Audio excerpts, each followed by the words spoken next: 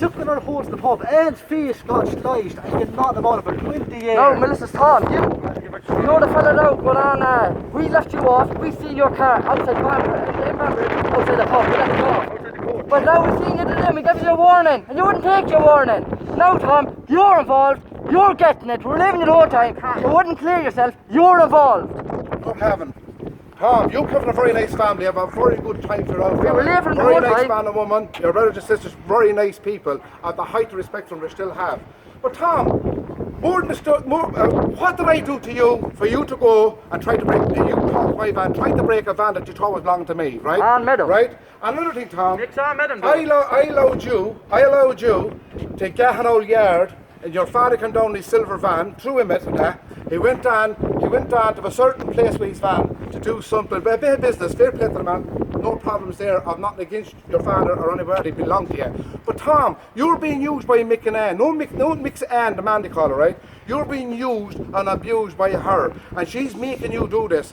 You're a fool taking up for the things that they're trying to say that I was trying to do to Marlon. Marlon's a big man, he does his own thing, he can do what he wants. Doesn't need us. We don't need him. We wouldn't never be fouling him, let's be fouling for one spot. But he can do his own thing, and he's a different issue with his van.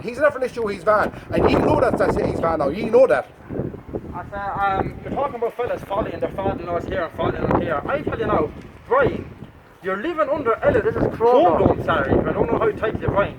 Chrome Dome, you're living under Ellen's skirt the last 20 years. Now, when Anthony was run out of this town, you could have went on and got your own town when we ran you. No, you went back under Ellen's skirt again. You're good for nothing, bossy. And I'm not even talking, no Tom, Nick Sticky that's following Tom the whole time. So don't be talking about fellas following their father-in-law things like that. You're good for nothing, bossy. Actually, a few times you're saying, oh, we're this, you're trying to make it fit for that.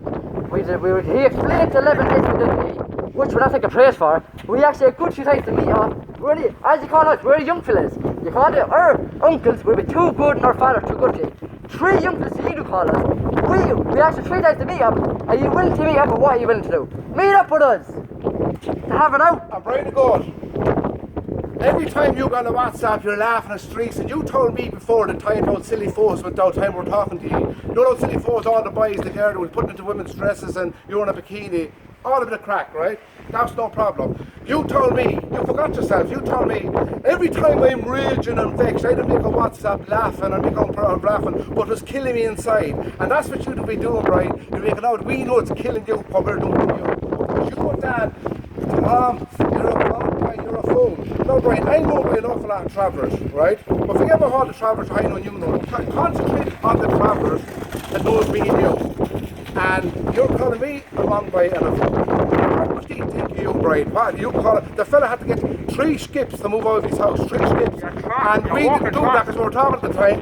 You had 3 skips. Somebody put you in the WhatsApp over. Do you remember that? Now go back on with your mock gun that you bought in the market.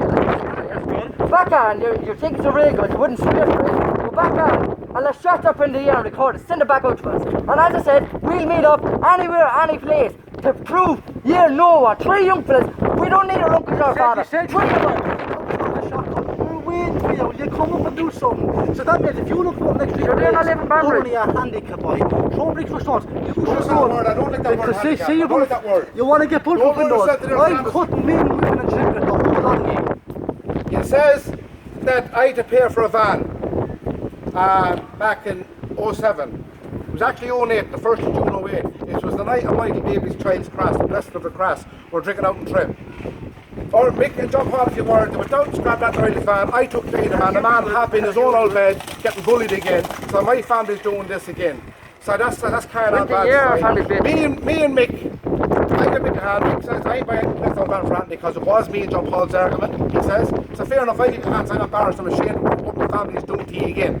So me and Mick went up to the north, when the Sterling was good, Brian, the innocent boy, yeah? The Sterling was good, right? Mick went up to the van.